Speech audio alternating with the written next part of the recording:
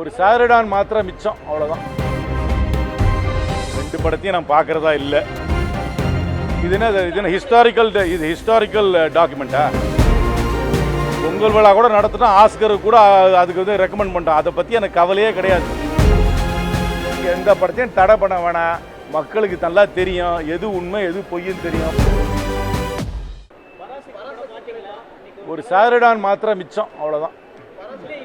நேற்று ஜனநாயகனுக்கு ராகுல் காந்தி அவர்கள் வரவேற்பு கொடுத்திருந்த அடுத்த நாளே பராசக்தி குழுவை கூப்பிட்டு பொங்கல் விழா நடத்துறாங்க. ரெண்டு படத்தையும் நான் பார்க்குறதா இல்லை. திரைப்படத்தை வச்சு தமிழ்நாடு அரசியலை யாராவது நிர்ணயம் பண்ணாங்க நினச்சாங்கன்னா அது தப்பு. ஆர்னால்ட் ஷ்வார்ஸ்நெகர் தமிழ்நாடுக்கு முதலமைச்சராக இருப்பார். ஏன்னா அவர் படம் நிறைய ஓடிச்சு ஒரு காலத்தில்.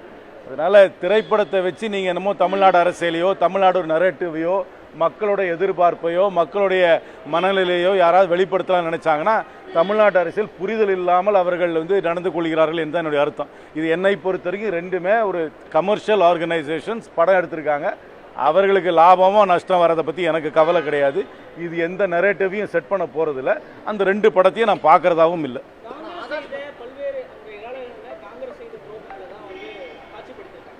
இது என்ன ஹிஸ்டாரிக்கல் டாக்குமெண்ட்டா? இது ஹிஸ்டாரிக்கல் டாக்குமெண்ட்டா? திரைப்படத்தில் வர்றது ஹிஸ்டாரிக்கல் டாக்குமெண்ட்டா? என்ன சிறந்த ஹிஸ்டாரியன்ஸ், அதாவது சரித்திரத்தை படித்தவர்கள், சரித்திரத்தில் ஆராய்ச்சி பண்ணவர்கள் இதை வந்து விளக்கியிருக்கிறார்களா? அதனால் தயவுசெய்து ட்ரிவியலைஸ் பண்ணாதீங்க பாலிடிக்ஸை. ஒரு 3 மணி நேரம் படமும் எனக்கு எவ்வளோ நேரம் கூட தெரியாது. ரெண்டு படமும் ஏதோ ஒரு நரேட்டிவ் செட் பண்ணுறாங்க. ஒரு தமிழ்நாட்டு அரசியலை இது நிர்ணயம் பண்ண போது இதுதான் மக்களுடைய மனநிலையை வெளிப்படுத்துகிறது என்று யாராவது நினைத்தார்கள் என்றால் அரசியலே புரியாதவர்கள் தான் அப்படி பேசுவார்கள். பொங்கல் விழா கூட நடத்தினா ஆஸ்கர் கூட அதுக்கு வந்து ரெக்கமெண்ட் பண்ணிட்டோம். அதை பற்றி எனக்கு கவலையே கிடையாது. இது வந்து இரலவெண்ட் இஷ்யூ. அந்த படமோ அந்த படத்தோட கதையோ அந்த கடையில் இருக்கிற கற்பனையோ என்னை பொறுத்த வரைக்கும் தமிழ்நாட்டுக்கு இரலவெண்ட் இஷ்யூ. இன்றைக்கி இரலவெண்ட் இஷ்யூனா நிறையா இருக்குது பேசுகிறதுக்கு. நீங்கள் வந்து தெருநாய் பிரச்சனை ரெலவெண்ட் இஷ்யூ, ரேபீஸில் செத்து போகிறவங்க ரெலவெண்ட் இஷ்யூ, ரோட்டில் குப்பை வராது ரெலவெண்ட் இஷ்யூ, படித்தவனுக்கு வேலை கிடைக்காது ரெலவெண்ட் இஷ்யூ, வந்து இப்போ காலேஜுக்கு போகிற ஃபீஸ் அதிகமாக இருக்குது அது ரெலவெண்ட் இஷ்யூ. படம் கலெக்ஷன் ஆகுதா கலெக்ஷன் ஆகலையா, அதில் இருக்கிற கற்பனை சீன் எப்படி இருக்குன்றதெல்லாம் ரெலவெண்ட் இஷ்யூவே கிடையாது என்னை பொறுத்த வரைக்கும். எந்த படத்தையும் தடை பண்ண வேணாம். மக்களுக்கு நல்லா தெரியும் எது உண்மை எது பொய்ன்னு தெரியும். அதனால சொல்கிறேன், இதுக்கெல்லாம் இவ்வளவு சீரியஸாக எடுத்துக்க வேண்டிய விஷயமே கிடையாது. இப்போ படம் பார்க்குறவங்க போய் பார்ப்பாங்க, ஒரு என்டர்டெயின்மெண்ட், ஒரு பொழுதுபோக்கு, அவ்வளோதான். அதுக்கு மேலே எந்த ஒரு சீரியஸ்னஸும் இந்த ரெண்டு படத்துக்கும் கொடுக்க தேவையில்லை. நான் ரெண்டு படத்தையும் பார்க்குறதாவும் இல்லை.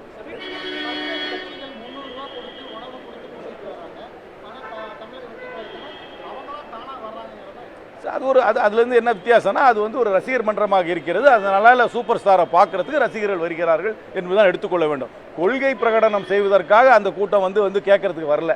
அதில் வந்து ஒரு பெரிய கொள்கை பிரகடனம்லாம் செய்வது கிடையாது.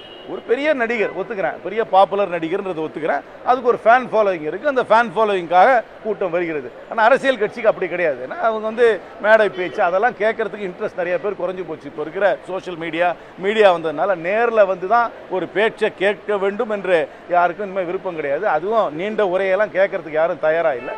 ஆனால் ஒரு நடிகரோ சூப்பர் ஸ்டாரோ வந்தாங்கன்னா வரும். இப்போ கூட கேள்விப்பட்டேன், எங்கே குஜராத்தில் எங்கே மேட்ச் நடந்துச்சு, விராட் கோலியும் ரோஹித் சர்மாவும் பார்க்குறதுக்கு அவங்க ப்ராக்டிஸ் பண்ணுறதை பார்க்குறதுக்கு கூட நிறைய பேர் போனாங்க. மேட்ச் பார்க்குறதோட ப்ராக்டிஸ் பண்ணுறதுக்கு பார்க்குறது நிறையா போனாங்க.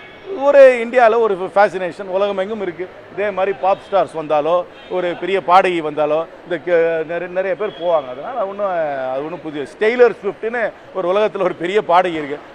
அந்த பொண்ணு எங்கே போனாலும் பெரிய கூட்டம் வரதான் செய்யுது. ஆனால் இதுக்கு அப்படியே கான்ட்ராடிக்டரியாக காங்கிரஸ் நிர்வாகி பிரவீன் சக்கரவர்த்தி முக்கியமான அரசியல் சக்தியாக தமிழ்நாட்டில் விஜய் மாறிட்டாரு. அவரோட அரசியல்வாதியாக தான் பார்க்க வராங்க, அவரோட நடிகராக பார்க்க வராங்க. பல பேருக்கு பல கருத்து இருக்கும். ஏன்னா எங்கள் கட்சியில் எல்லாருக்கும் ஒரே சிந்தனை இருக்கணும் அவசியம் கிடையாது. ஒரே கட்சியில் அதுக்கு தானே இருக்கிறோம். வெவ்வேறு கோணத்தில் சில விஷயங்களை பார்ப்பார். அவர் சொல்லியிருக்கிறார். அதனால் இதுவே வந்து அதிகாரப்பூர்வமான எல்லாரும் இதே தான் பின்பற்றணும்னு அவசியம் கிடையாது. நானும் ஒத்துக்கிறேன், கண்டிப்பாக ஆதரவு இருக்குன்னு ஒத்துக்கிறேன். ஆனால் ஆதரவே வாக்குகளாக மாறி வாக்குகளே சீட்டுகளாக மாற வேண்டும் என்றால் அதை பல ஃபேக்டர்ஸ் வந்து ப்ளே பண்ணணும்.